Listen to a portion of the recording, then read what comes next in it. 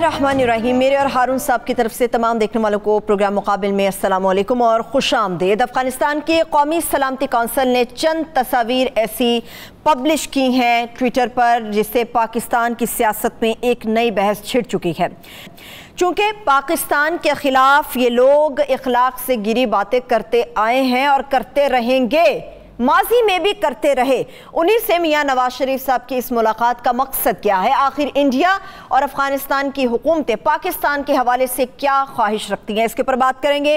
कल बरोज़ इतवार आज़ाद कश्मीर के अंदर इलेक्शन होने जा रहे हैं। भरपूर इंतखाबी मुहिम तो चलाई गई, मगर सभी जमातें इस खौफ में मुब्तला हैं कि शायद इलेक्शन चोरी हो सकता है। इसके ऊपर भी बात करेंगे। वज़ीर ख़ारजा शाह महमूद कुरैशी साहब की चाइना विजिट से पूरी दुनिया ख़ासतौर पर इस खित्ते के अंदर कितना मजबूत और मस्बूत पैगाम गया है, इसके ऊपर बात होगी। और मुल्क के अंदर कोरोना की क्या सूरत हाल है, दीगर अहम मामलात के ऊपर भी बात करते रहेंगे। हारून साहब, सबसे इंपॉर्टेंट तो हम मुहिब की मुलाकात नवाज शरीफ साहब से कहा गया जी बाहमी दिलचस्पी के मामलात थे। बाहमी दिलचस्पी क्या है? नवाज शरीफ साहब जो हैं वो वहाँ इलाज कराने के लिए गए हैं और बाहमी दिलचस्पी क्या है, यानी किसी और आदमी से अगर वो अफ़गानिस्तान के किसी बावकार लीडर से मिलते तो ये बात तो अहम थी। जो आदमी कहता है कि पाकिस्तान, पूरा पाकिस्तान एक बाज़ार है, गुनाह है, गंदगी का बाज़ार है, जो उसने असल लफ्ज़ कहा वो इससे भी ज़्यादा गलीज़ है। वो बयान नहीं किया जा सकते। मेरा ज़ाती ख्याल ये है कि वो इंडियंस जो हैं वो इस वक्त नीम पागल हुए हैं। वो फिरकी की तरह घूम रहा है उनका वज़ीर ख़ारजा जयशंकर, ईरान गया है, मास्को गया है और गया है, हर कहीं घूम फिर रहे हैं। और इंडियन हुकूमत का अशरफ गनी का वायद सारा इंडियन गवर्नमेंट है। एक इत्तला ये भी है कि 3000 फ़ौजी इंडियन गए हैं। मैं इस पर यकीन नहीं करता क्योंकि ये रिस्क वो कभी नहीं लेंगे। मेरा ख्याल है कि वो अफ़गान फ़ौजियों को ट्रेंड किया है और वो वहाँ गए हैं। उनसे हेलीकॉप्टर भी मांग रहे हैं, उनसे असला भी मांग रहे हैं, असला उन्होंने दिया भी है, पैसे भी दे रहे हैं। वही अमेरिका पे दबाव डाल रहे हैं, इसराइल की मदद भी उसमें शामिल हो सकती है, हमारे पास मालूमात नहीं है। और अमेरिकी जो हैं वो कर रहे हैं बमबारी अफ़गानिस्तान पे, अपने उनके मिडिल ईस्ट के जो अड्डे हैं और बहरी बेड़े हैं उनसे इतना दबाव वो तालिबान पर डालना चाहते हैं कि अपनी मर्ज़ी का मुआहदा कर सकें। ठीक, अब सवाल ये है कि वहाँ होनी तो इंक्लूसिव गवर्नमेंट चाहिए, यानी सब लोग जिसमें शामिल हों। चीन ने पाकिस्तान में भी आज यही कहा, अमेरिका भी यही कह रहा है, तालिबान भी ये कह रहे हैं कि दूसरों को हम शामिल करेंगे। लेकिन अशरफ गनी को सदर कौन मानता है? अशरफ गनी को सदर बनाए रखना और उसकी हुकूमत को बरकरार रखना इंडियन गवर्नमेंट का इंटरेस्ट। सही, ठीक है। अब रह गई हमदुल्ला मुहिब की मुलाकात जी, तो ये नवाज शरीफ साहब का ट्रैक रिकॉर्ड है। ना सिर्फ उस शख्स से मिले जिसने गंदी गालियाँ दी पाकिस्तान को, उसको तो वो सड़क पे आ रहा हो और झुककर सलाम करे तो उसके सलाम का जवाब नहीं देना चाहिए। देखिए, एक आदमी है जो मुल्क से बेवफाई का मरतकब होता है। फजलुल हक के बारे में जैसे शेर बंगाल कहा जाता है, कायद अज़म का ये ख्याल था कि 1946 के इलेक्शन में उन्होंने पाकिस्तान की मुखालफत करके पाकिस्तानी काज को नुकसान पहुँचाया। ठीक, इससे पहले वो कह चुके थे एक बार कि मैं वायसराय को ये क्रिसमस के तोहफे के तौर पर पेश करता हूँ, ढाका में कहा था। वो रज़ा रब्बानी के वालिद अता रब्बानी ने लिखा है कि वो कायद आज़म अपने कब्रे से बाहर निकले, कॉन्स्टिट्यूंट असम्बली जो थी वो सिंध में थी, जो सिंध असम्बली है, तो वो इतना झुका, फजलुल हक रास्ते में खड़ा रहा मुलाकात के लिए, मतलबन मिजाज आदमी था, कभी इधर कभी उधर, इतना झुका कि बिल्कुल वो यानी रुकू में तकरीबन चला गया। लेकिन कायद आज़म ने आँख उठाकर भी उसकी तरफ नहीं देखा और खामोशी से चलते गए। मजम्मत वो करते नहीं थे, बुरा भला किसी को कहते नहीं थे। ये बहस नहीं छिड़ गई है, ये नवाज शरीफ की ज़िंदगी के शायद सबसे बड़ा ब्लंडर है। इसके अलावा हमारे पास सैकड़ों तफसीलात मौजूद हैं। वो मैं अर्ज़ करता हूँ कि जब वो दर्जनों वाक़यात हैं जिसमें कम से कम उसने इंडिया के सॉफ्ट कार्नर शो किया और पाकिस्तान, रियासत पाकिस्तान की मुखालफत की, पाकिस्तान की हुकूमत की नहीं। पाकिस्तानी हुकूमत की मुखालफतों पे तनकीद करना, उसकी मुखालफत करना, आता कि मुबालगे से मुखालफत करना था, इसमें तो कोई ऐसी बात नहीं। ये जमहूरियत में होता ही है, सारी दुनिया में होता है। देखिए, अब्दुल बासित कहते हैं 3 बरस वो रहे इंडिया में हमारे हाई कमिश्नर। सफ़ीर को हाई कमिश्नर कहा जाता है, यानी वो लोग जो बरतानिया से जिनका ताल्लुक़ रहा है। कनाडा में भी हाई कमिश्नर होगा, इंडिया में भी हाई कमिश्नर होगा, बांग्लादेश में भी हाई कमिश्नर होगा, برطانیہ میں بھی ہائی کمشنر ہوگا، جتنے ملک ہیں، وہ کہتے ہیں کہ، اور انہوں نے یہ بات یہ پاکستان میں نہیں کہی، کرن تھاپر کو انٹرویو دیتے ہوئے کہی، جسے آج محی یوسف نے انٹرویو کیا، کہ جذباتی تعلق ہے مودی سے، میاں نواز شریف صاحب کا جذباتی تعلق ہے۔ دیکھیے وہ گئے اس کے جشن تاج پوشی پہ، اس کو جشن کی طرح اس نے منایا، اور یہ کہا کہ میں مشورہ کروں گا، لیکن اس سے پہلے کانسنٹ وہ دے چکے تھے۔ جی اچھا، حریت کا پہلا موقع تھا کہ پاکستانی وزیر اعظم حریت کانفرنس کے لیڈروں سے نہیں ملا۔ اچھا، امریکہ میں وہ امریکی سفارتکاروں سے ملاقاتیں کر رہے ہیں، برطانوی سفارتکاروں سے ملاقاتیں کر رہے ہیں، انڈین سفارتکاروں سے، بعض اطلاعات ہیں اسرائیلی سفارتکاروں سے بھی ملاقاتیں کر رہے ہیں۔ اب آپ پورا ان کا ٹریک ریکارڈ دیکھ لیں کہ انہوں نے گجرال نے جب وہ 1996 میں حکومت سے نکالے گئے 93 میں، تو گجرال نے لکھا کہ کشمیری مجاہدین کے خلاف یہ ہماری مدد کرتے رہے۔ نواز شریف 99 میں جب وہ نکالے گئے تو مجید نظامی نے لکھا ہمیں معلوم نہیں تھا کہ یہ شخص یاسر عرفات بن چکا ہے، یعنی امریکہ کی لائن پہ اسرائیل کے ساتھ سمجھوتا اس نے کر لیا، اس نے انڈیا سے کر لیا۔ چینی آپ کو پتہ ہے بھیجتے رہے انڈیا، اس پہ مجید نظامی صاحب بہت ناخوش تھے۔ ہاں جی، ایٹمی دھماکے پہ آپ کو معلوم ہے کہ وہ ریلیکٹنٹ تھے، نہیں کرنا چاہتے تھے، وہ تو کریڈٹ لیتے اس کی، وہ چھوڑے نا جی، کریڈٹ کو بات مکمل کرنے دیں۔ اس پہ الطاف غور کی کتاب میں اس کی تمام تفصیلات موجود ہیں۔ وہ تو پورا ملک اٹھ کے کھڑا ہو گیا، تو کوئی چارہ ہی نہیں تھا اس کے سوا۔ ممبئی کے کیس میں اس نے پاکستان کو ذمہ دار قرار دیا، اعلانیہ ذمہ دار قرار دیا۔ ڈان لیکس کیا تھی؟ اچھا، پھر اس نے یہ پٹھان کوٹ میں واقعہ ہوا تھا، وہ جو گجرانوالہ میں FIR درج کی گئی، جی، پھر اس نے کرن تھاپر کو ایک انٹرویو میں، کرن تھاپر کو تھا یا IBN کو تھا، CNN کے ساتھ جو وابستہ ہے، 1913 کی انتخابی مہم میں یہ کہا، اس سے پوچھا گیا کہ کیا پاکستان ملوث ہے انڈیا کے اندر ٹیررزم میں؟ اس نے کہا میں، پاکستانی ایجنسیاں، اس نے کہا میں اس پہ جائنٹ کمیشن بناؤں گا، جائنٹ کمیشن انڈیا اور بھارت کا۔ جنرل راحیل شریف اور ظہیر الاسلام کے ساتھ جب وہ انڈیا گیا تو وہ مسلسل قرضۂ زہر اگل رہا تھا پاکستانی ایجنسیوں کے خلاف، پاکستانی فوج کے خلاف، پاکستانی پالیسیوں کے خلاف۔ اب یہ دونوں آدمی خاموش بیٹھے ہوئے ہیں۔ وہ سفارتی آداب کا تقاضا یہ ہے کہ یہ دونوں نہ بولے جب وزیر ہے۔ ان کا خیال تھا کہ وہ کشمیر کا ذکر کریں گے، وہ کہیں گے کہ بھئی آپ بلوچستان میں ٹیررزم کرتے ہیں، آپ تحریک طالبان پاکستان کی حمایت کرتے ہیں، ہزاروں شہری ہمارے شہید ہو گئے ہیں، بموں کے دھماکے ہو رہے ہیں، معصوم بچے مر رہے ہیں، ISI کے دفاتر پہ آپ کو پتہ بعد میں حملے ہوئے، GHQ پہ ہوا، مساجد پہ ہوئے، امام بارگاہوں پہ ہوئے، مزاروں پہ ہوئے، مینا بازاروں میں ہوئے، چرچ میں ہوئے، کوئی چیز میں، اس کا اس نے ذکر ہی نہیں کیا۔ اور اوباما کے سامنے پرچیوں پہ پڑھتے ہوئے جو بات اس نے کہی، ہمیں اپنا گھر ٹھیک کرنا چاہیے، ہمیں اپنا گھر ٹھیک کرنا چاہیے، لیکن یہ بات وہاں بیٹھ کے کیوں کہہ رہا تھا اور اس کا مفہوم کیا تھا؟ صحیح۔ ڈان لیکس میں مسئلہ کیا تھا جس کی وجہ سے اتنا ہنگامہ ہوا؟ پھر میں آپ کو ایک خبر دیتا ہوں آج، کیا؟ اور اس کی تردید نہیں کی جا سکتی، ٹھیک ہے؟ مطلب اس وقت تو بعض لوگ ہیں وہ ایسے مناصب پہ ہوتے ہیں وہ بول نہیں سکتے، لیکن جب وہ اپنا منصب سے باوقار طریقے سے سب کدوش ہو جائیں گے، ایک وقت آئے گا تو وہ اس کی گواہی دیں گے۔ جنرل باجوہ کی تقرری کے بعد جتنی میٹنگز ہوئیں اس میں مسلسل وہ انہیں قائل کرنے کی کوشش کرتے رہے کہ بھارت اور افغانستان کے ساتھ ہمیں نرمی برتنی چاہیے، ٹھیک ہے، اور ریٹیلیٹ نہیں کرنا چاہیے۔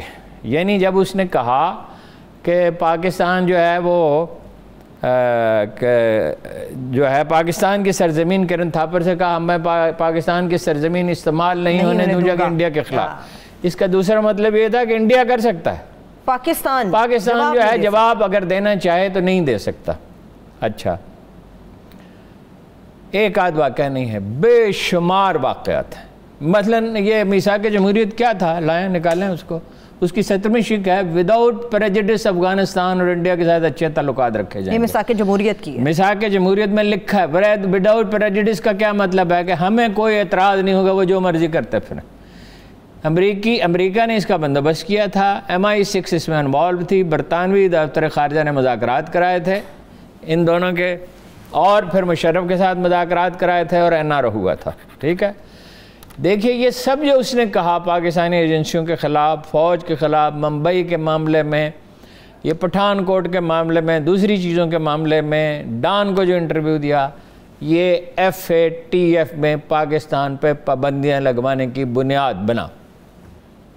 ٹھیک ہے, اب کچھ واقعات ہیں وہ اتنے بار دہرائے جا چکے, میں ان کا ذکر نہیں کرنا چاہتا. بغیر ویزے کے مودی اور اس کی پوری ٹیم کا اس کے گھر پہنچنا, انہوں نے نواسی کی شادی پہ پگڑی بدلنا, ان کا خود انڈین پگڑیاں پہننا, راجستھانی پگڑیاں پہننا, جندال کا بغیر ویزے کے آنا, مری جانا, اس کا جندال کا بیٹے کو لے کے گھر جانا, اب ہمارے سفارت خانے کو اور سفیر کو مطلع کیے بغیر انڈین بزنس مین سے ملنا. جی, رشید چودھری جو ٹی بی کو جو ادارہ کنٹرول کرتا ہے, یہ اپنا نگرانی کرتا ہے, پیمرا ہے یہ, پیمرا, اس کے پاس ایک انڈین گیا, اس نے کہا کہ مجھے یہ چینل کھولنے کی اجازت دی ہے وزیر اعظم نے, آپ کا نام میسج ہے. اس نے کہا وٹ, کیا اجازت؟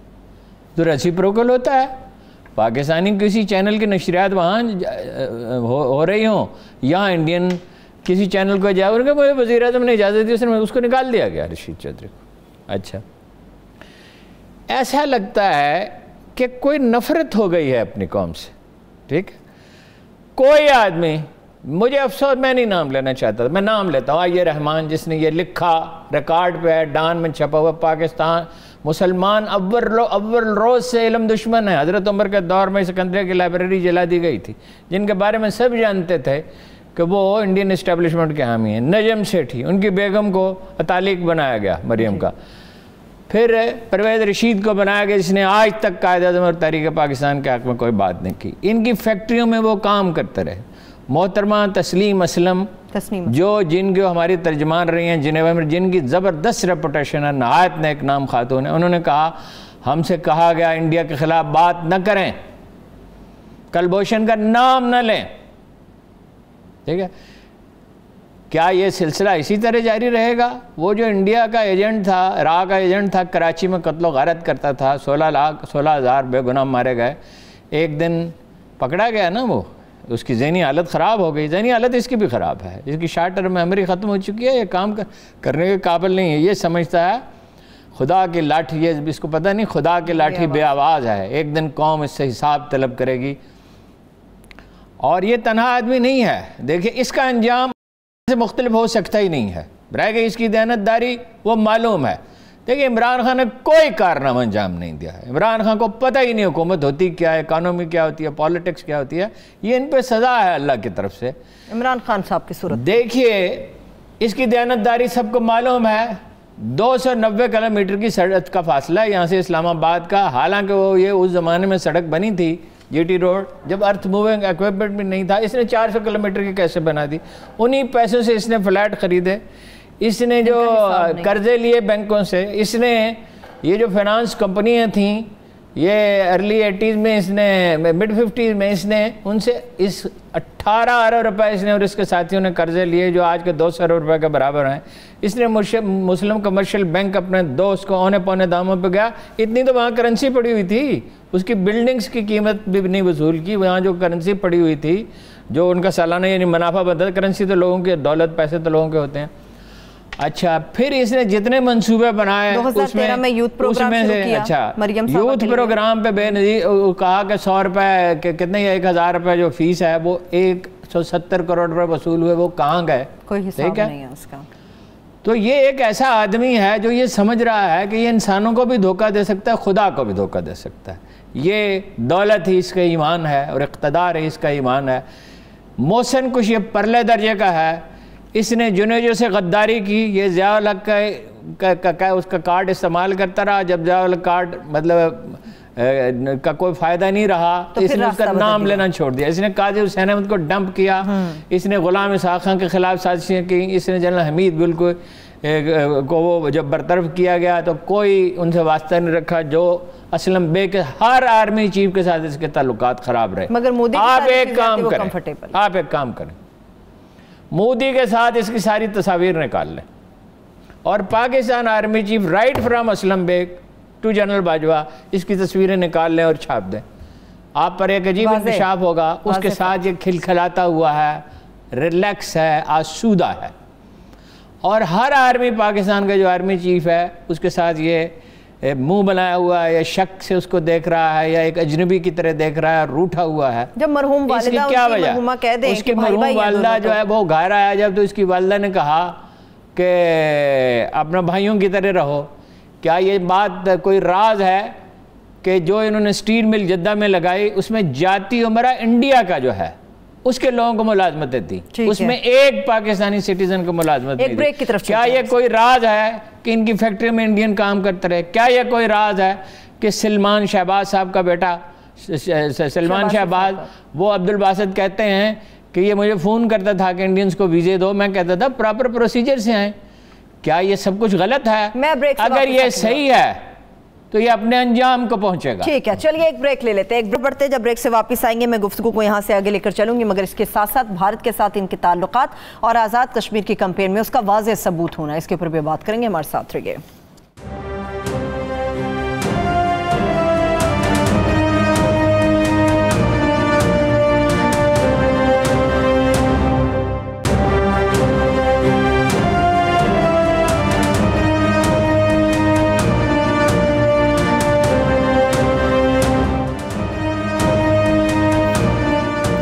Welcome back. حمداللہ محب کی نواز شریف سے ملاقات کی تصویروں سے بات چلی تھی ہماری ہارون صاحب, لیکن اس کے اوپر جو تنقید کا سامنا رہا موسٹلی وہ پی ٹی آئی کے وزراء کی طرف سے آیا. کیا باقی سیاسی جماعتوں کا اس میں کوئی تعلق نہیں ہے؟ اور مریم صاحبہ نے بھی بدلے میں تصاویر ٹویٹ کی ہیں. سیاست ہے نا کہ حکومت پہ تنقید کرنے, اپوزیشن کچھ بھی کر دروازے پہ جاتے تھے سارے کے سارے سوائے جماعت اسلامی کے سب جاتے تھے نا.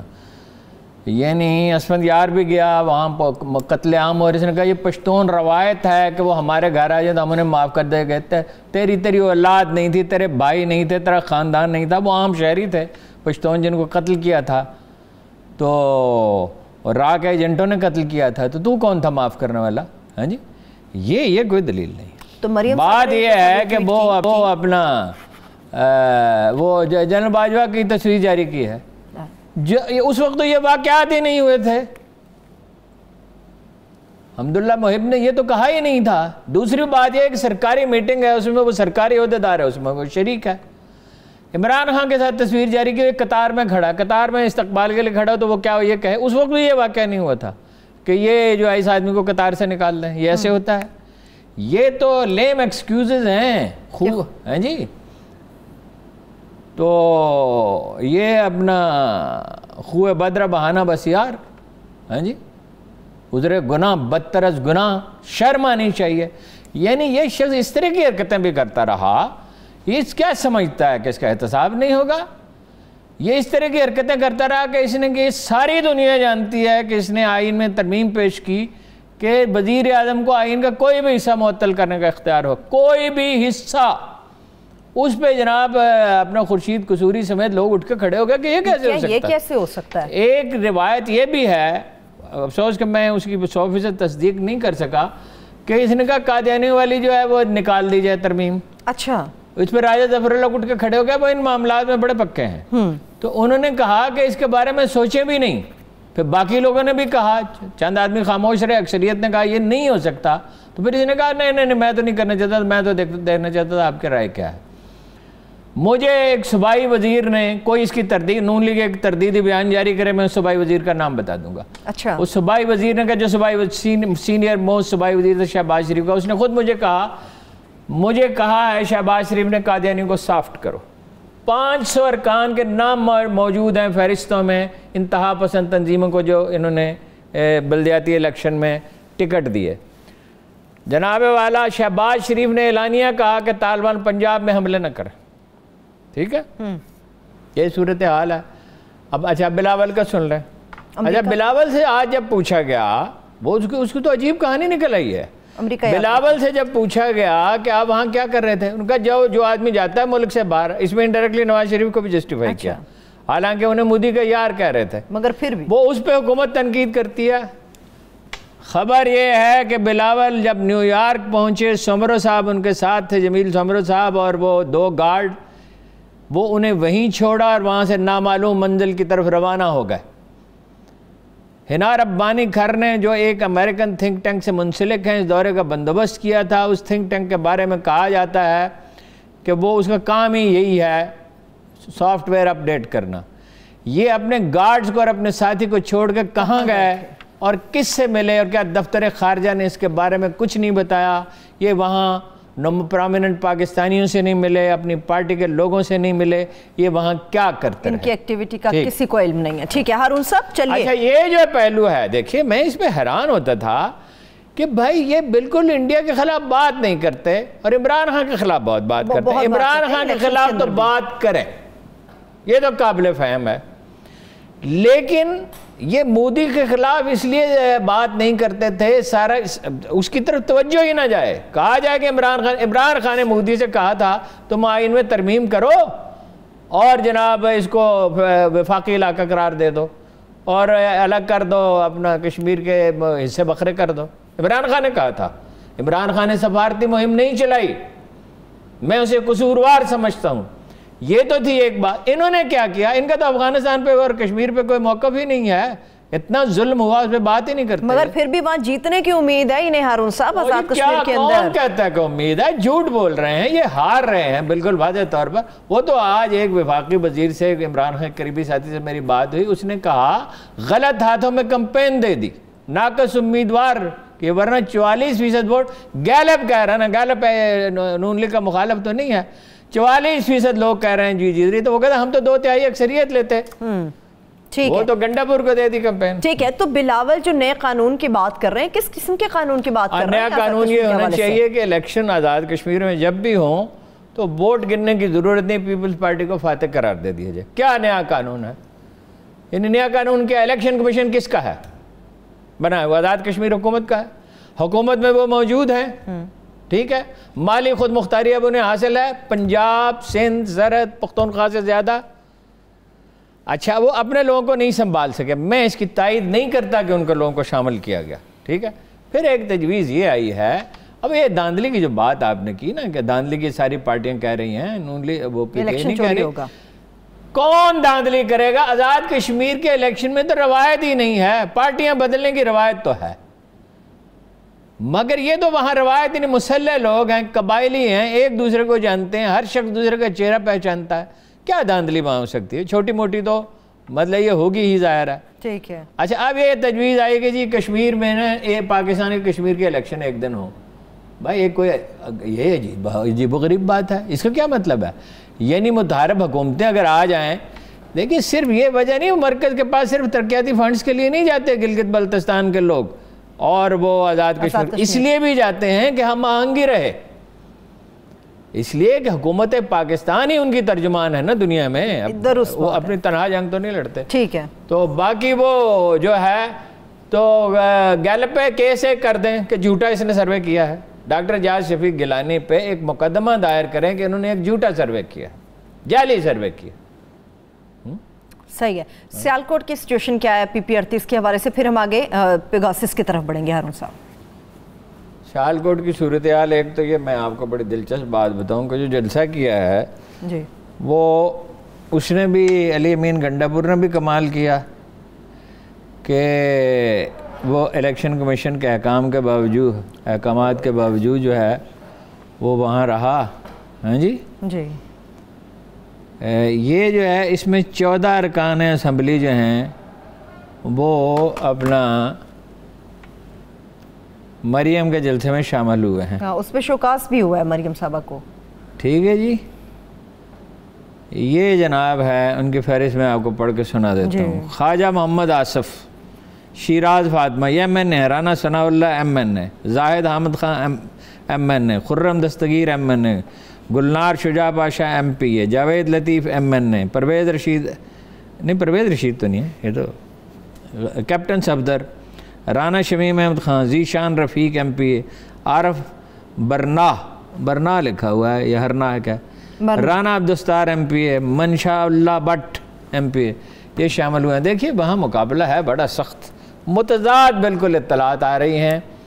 کچھ لوگ کہہ رہے ہیں کہ بھائی وہ اتنے ڈیپ روٹڈ ہیں وریو خاندان کہ وہ جیت جائے گا۔ مجھے آج ایک پی ٹی آئی کے بہت ممتاز لیڈر نے بھی کہا کہ ہم نے وہاں بہت غلطیاں کی ہیں، ہم ہار جائیں گے، پی ٹی آئی کے لیڈر ہیں۔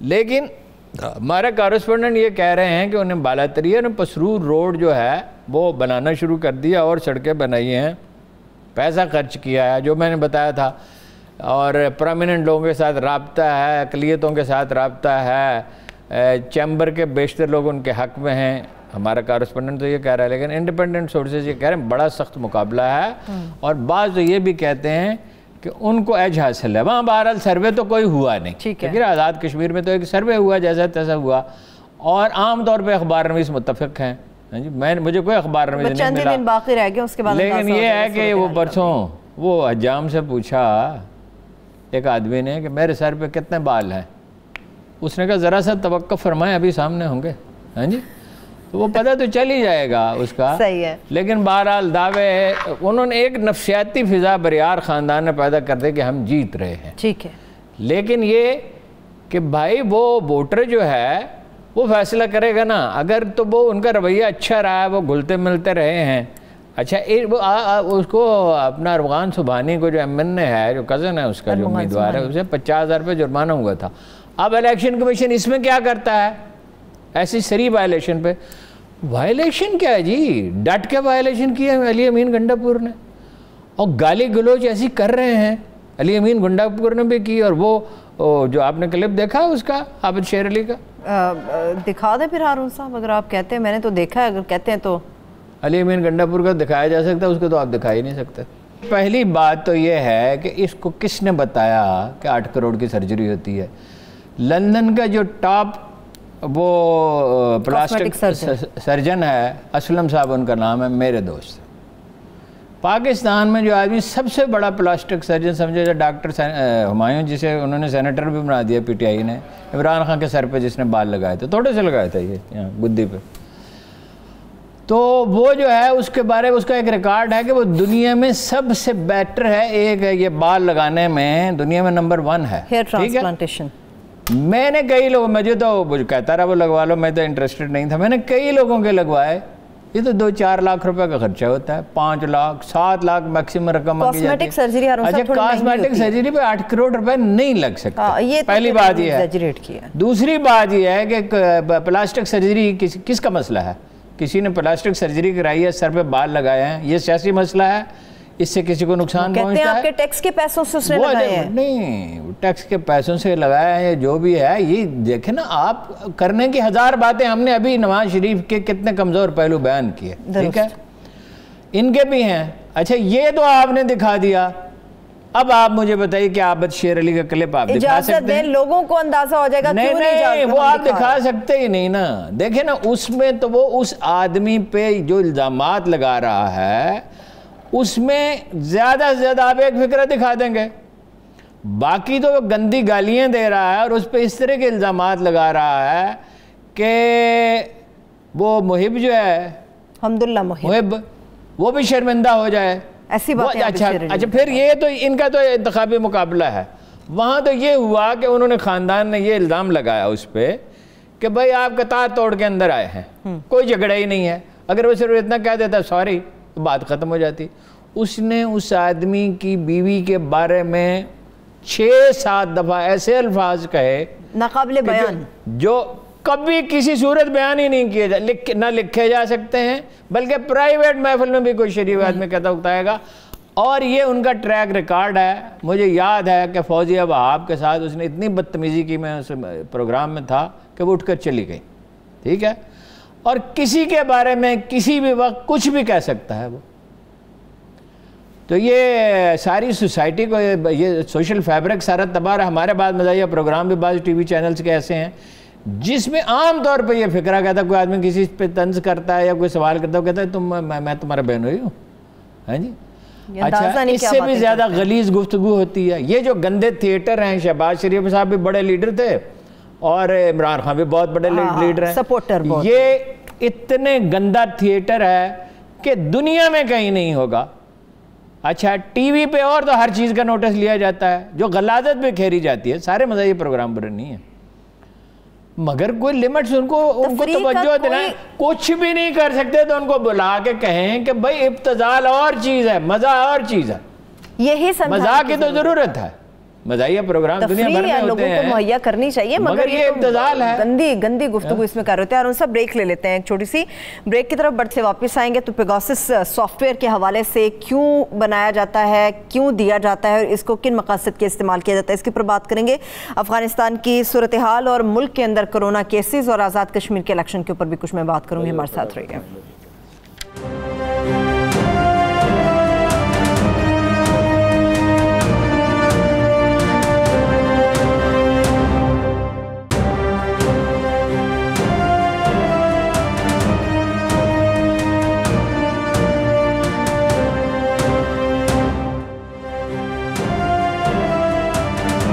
Welcome back. ہارون صاحب، پیگاسس سافٹ ویئر یہ کس لیے استعمال ہوتا ہے، بنایا کیوں جاتا ہے؟ دیکھیں جی، سافٹ ویئر بنایا گیا، اسرائیل نے بنایا بظاہر دہشت گردی کے خلاف استعمال کرنے کے لیے کہ ان کے ٹیلی فون سنے جا سکے۔ اس کا سسٹم یہ ہوتا ہے کہ وہ ایک نمبر اس سافٹ ویئر اگر موجود ہو، مثلاً میرے فون میں اگر وہ سافٹ ویئر ڈال دیا جائے، میں کسی کو فون کروں تو اس کے بعد اس کے فون پہ جو گفتگو ہوگی، جو تصویر ہوگی، کوئی بھی جو ایکٹیویٹی ہوگی وہ اس فون پہ منتقل ہو جائے گی۔ یہ فوجی مقاصد کے لیے بنایا گیا اور حکومتوں کو بیچا جاتا ہے۔ اب اس نے یہ کیا مودی نے کہ اس کو 3 جگہ پہ استعمال کیا۔ ایک اپنے مخالفین کے خلاف استعمال کیا، وہ راہل گاندھی کے بیٹے نے کہا کہ یہ ملک سے بے وفائی ہے، اور ایک کشمیری لیڈروں کو، گیلانی، محبوبہ مفتی، یاسین ملک وغیرہ وغیرہ جتنے ہیں ان کے خلاف استعمال، اپنے کاروباری مخالفین کے خلاف، اور پاکستان میں حکومت کے اپوزیشن لیڈروں کے خلاف استعمال کیا، عمران خان کے خلاف استعمال کیا۔ ظاہر ہے اس لیے کہ انہیں بلیک میل کیا جا سکے، اور یہ اس نے کہا شہزاد اکبر نے کہ یہ پاناما سے بڑا سکینڈل ہے، اس کا فرانسک آڈٹ کرائیں گے۔ اس کا ایک دوسرا پہلو بھی ہے۔ بات یہ ہے کہ ہم ہمیشہ یہ کہتے ہیں جب ہمیں ضرورت ہوتی ہے فوجی مقاصد کے لیے تو ہماری پوری صلاحیت بروئے کار آتی ہے۔ ہم نے ایٹم بم بنا لیا، انڈیا سے فار بیٹر ایٹم بم بنا لیا، میزائل اس سے بہتر بنا لیے۔ ہم آئی ٹی پہ کیوں توجہ نہیں دیتے؟ ہم ٹیکنالوجی پہ کیوں توجہ نہیں دیتے؟ وہ بنا سکتے ہیں، ہم کیوں نہیں بنا سکتے؟ کم از کم اس قابل تو ہوں کہ بچا لیں اپنے آپ کو ہمارے ٹیلی فون سے۔ اس کا مطلب یہ ہے عمران خان کو سنا جا سکتا ہے تو فوجی افسروں کے بھی سنے جا سکتے ہیں، آئی ایس آئی کے بھی۔ کبھی آئی ایس آئی دنیا کی اتنی اچھی ایجنسی کی تھی، اس نے سی آئی اے کے اندر پینیٹریٹ کیا تھا، اور اس نے کہا سینئر بش نے کہ اس کے پر کاٹے جائیں وہ انٹیلیجنس کمیونٹی کی میٹنگ میں۔ اس پہ توجہ، آپ تعلیم پہ کچھ خرچ ہی نہیں کر رہے، اور آئی ٹی کو تو بالکل نظر انداز کیا ہوا ہے۔ 1990 میں ایک گروپ آیا تھا پاکستانیوں کا، انہوں نے کہا آئی ٹی پاکستان کا مستقبل ہے، تو شریف خاندان نے مبینہ طور پہ یہ کہا کہ ہمارا حصہ کیا ہوگا، ورنہ آج $20 بلین کی آپ کا مسئلہ ہی نہ ہوتا۔ صرف آئی ٹی سے آپ $20-30 بلین کما رہے ہوتے، آپ نے 20-30 لاکھ جو ہے وہ آدمی پیدا کر لیے ہوتے، تو یہ کون سا ایسا مشکل کام تھا؟ تعلیمی ہے، ٹیکنالوجی ہے، شعور ہے، قوموں کی بیداری ہے، ورنہ قوموں پر وہ راگ ایجنٹ مسلط ہو جاتے ہیں۔ کراچی میں نواز شریف مسلط ہو جاتے ہیں، بلاول مسلط ہو جاتے ہیں۔ بلاول جو گفتگو کر رہا ہے کیا وہ ایک سیاستدان کی گفتگو ہے؟ وہ کہہ رہا ہے سڑکیں نہیں ہیں آزاد کشمیر میں، پانی نہیں، سندھ میں تو بہت صاف پانی ہے، جنوبی اضلاع کے لوگ انڈسٹریل ویسٹ اور گھروں کا گندا پانی جس نہر میں پڑتا ہے اس نہر کا پانی پیتے ہیں، مجبور ہیں۔ یہ ایک ایسی قوم ہے جسے معلوم ہی نہیں کہ اس کے لیڈر اس کے ساتھ کیا کر رہے ہیں۔ موحید یوسف صاحب نے جو انٹرویو دیا کرن تھا، موحید یوسف صاحب کو میں سلوٹ پیش کرتا ہوں، very wonderful, to the point انہوں نے بات کی۔ انہوں نے کہا دہشت گردی بند کرو اور کشمیر پہ بات کرو تو مذاکرات کریں گے، ورنہ نہیں کریں گے۔ بالکل ایبسولوٹلی کلیئر، ٹھیک ہے۔ اور بہت ہی مطلب اچھے انتخاب و ثابت ہوئے ہیں، ٹو دی پوائنٹ بات کرتے ہیں، کانفیڈنس سے بات کرتے ہیں، وہ زبان بولتے ہیں جو ایک سفارتکار کو بولنی چاہیے، بولڈ بھی رہتے ہیں۔ ٹھیک ہے، لیکن ہارون صاحب ایک اور بھی معاملہ جب انڈیا کی ہم بات کر رہے ہیں، کیا حمداللہ محب کی یہ ملاقات نواز شریف صاحب کے ساتھ کرانے میں انڈیا کا کردار ہے؟ میں یہ تو کہہ چکا ہوں، امریکہ آگے چلیں، انڈیا ہے۔ اس وقت اشرف غنی کا سب سے بڑا سہارا انڈیا بھائی امریکہ کو پرسو کر رہا ہے۔ ٹھیک ہے، ڈن ہو گیا۔ اب کووڈ کی صورت، آزاد کشمیر الیکشن کے بعد بھی ہارون صاحب دیکھیے جی 20% وہاں ہو گیا ہے، 13.5% پشاور میں ہو گیا ہے، 24% کراچی میں ہو گیا ہے، سندھ میں 10% ہے، یہ پنجاب میں صرف ابھی تک صورتحال ٹھیک ہے، 2.5% ہے، یعنی اتنی خطرناک نہیں، یہ 1% پہ تھا۔ اس وقت ملک میں مجموعی طور پہ 5% ہے۔ اب انہوں نے کہا کچھ شہروں میں راول پنڈی میں، اپنا ملتان میں، کراچی میں، پنجاب کے بعد اضلاع میں گھر گھر جا کے پلائیں گے، اور وہ 10 لاکھ پہ جانا چاہیے۔ دیکھیں آزاد کشمیر میں جو الیکشن کمپین تھی کسی نے سوچا ہی نہیں، وہی کلکتہ والا معاملہ ہوا، اپنا مشرقی بنگال والا معاملہ ہوا۔ آزاد کشمیر میں اگر فوری توجہ نہ دی گئی 20% کا مطلب ہے ایک طوفان آئے گا۔ احتیاط تو لوگ کرتے نہیں، یہ 20 سے 60 ہو سکتا ہے، 40 60 ہو سکتا ہے۔ بعد اب ہم کہتے کہتے تھک گئے، لیکن بہرحال اگر کوئی آدمی پیاسا ہو تو اس کا علاج تو پانی ہے، اگر کوئی مریض ہو تو اس کا علاج تو دوا ہے، اور اس کی دوا پرہیز ہے۔ دیکھیے اب کوئی ایسے واقعات بھی ہو رہے ہیں کہ جنہوں نے دونوں خوراکیں لگوا لی ہیں اور ویکسین ہے اس کا علاج، انہیں بھی ہو رہا ہے، مگر اس میں جان کا خطرہ نہیں ہوتا، درد نہیں ہوتا، تکلیف اس طرح نہیں ہوتی، ہلکا سا بخار ہوتا ہے اور چند دن میں وہ ٹھیک ہو جاتا ہے۔ اس لیے زور لگا رہے ہیں کہ سب اچھے جتنے بھی لوگ ہیں وہ جائیں اور ویکسین لگوائیں، لازمی کروائیں۔ ہارون صاحب میرے پاس آخری 5 منٹ ہیں۔ افغانستان کے اندر کیسی گورنمنٹ ہونی چاہیے، یہ سوال ابھی بھی دیکھیے جو شاہ محمود گئے ہیں نا، اس میں جو 3 پوائنٹ ہیں وہ بڑے اہم ہیں۔ ایک تو انہوں نے کہا کہ تصویراتی تعلقات کو فروغ دیں گے، یہ بہت اہم ہے، یہ ہمیں پہلے بات کرنی چاہیے تھی۔ پھر یہ ہے کہ یہ جو سی پے کے منصوبے اس پر تیزی سے کام کریں گے۔ تیسرا نقطہ اتنا ہی اہم ہے کہ افغانستان میں امن ہونا چاہیے، اور وہ تشدد جو ہے وہ نہیں کرنا چاہیے فریقوں کا، یعنی دونوں فریقوں کو نہیں کرنا چاہیے۔ اور شاہ محمود نے یہ بھی کہا ہم آہنگی ہے۔ ہم آہنگی کا مطلب یہ ہے کہ پھر امریکہ سے ہم آہنگی نہیں ہے، پھر خواہ امریکہ کی گود میں آپ گھس رہے ہیں، کس لیے؟ دیکھیے افغانستان کے مسئلے کا ایک ہی حل ہے، وہ ہے کنسنسس گورنمنٹ آسانی سے نہیں ہوگا۔ افغانستان میں ایک ڈھیلی ڈھالی فیڈریشن بن سکتی ہے۔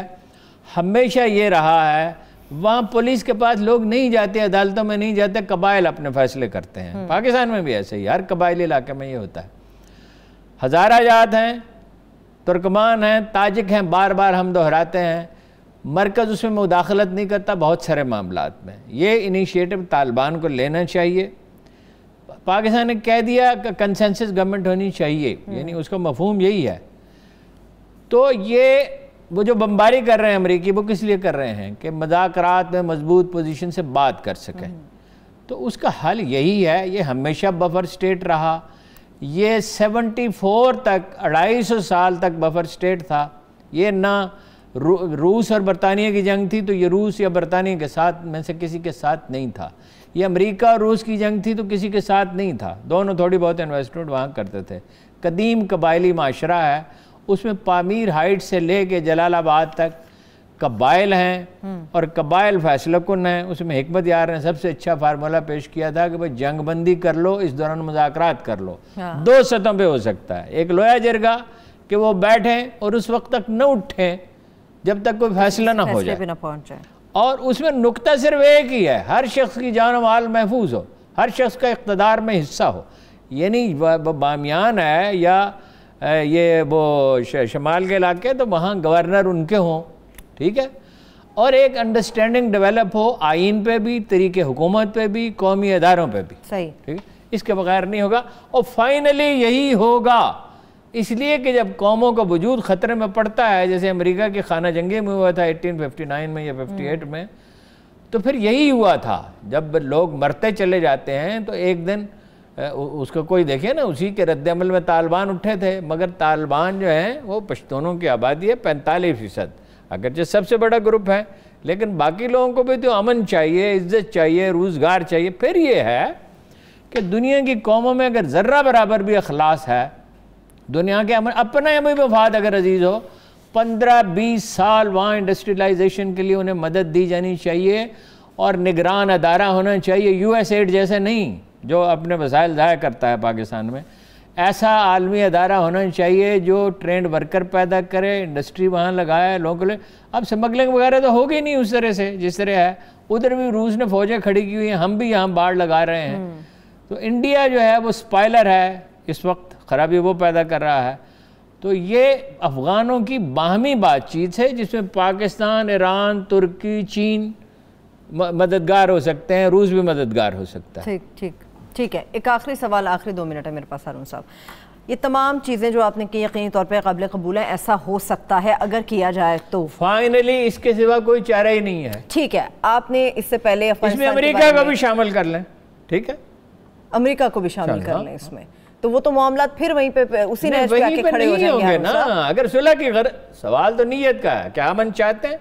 ساری دنیا کا امن سازگار ہے. امن سازگار ہے تو پھر اس طرح کی کارروائیاں جیسے آپ نے بتایا، ابھی آپ نے کہا یہ مصدقانی 3000 فوجیوں کے حوالے سے ہارون اب اس صاحب، کو چھوڑ دیجئے، ہم اس پہ بات مکمل دوحہ مذاکرات کا کیا نکلے گا؟ وہ آخری لائن نہیں، دوحہ مذاکرات سے کچھ بھی نہیں نکلے گا. دوحہ مذاکرات سے ٹھیک ہے. چلے بہت شکریہ، تھینک یو سو مچ ہارون صاحب، آپ کے قیمتی وقت کا بے حد شکریہ.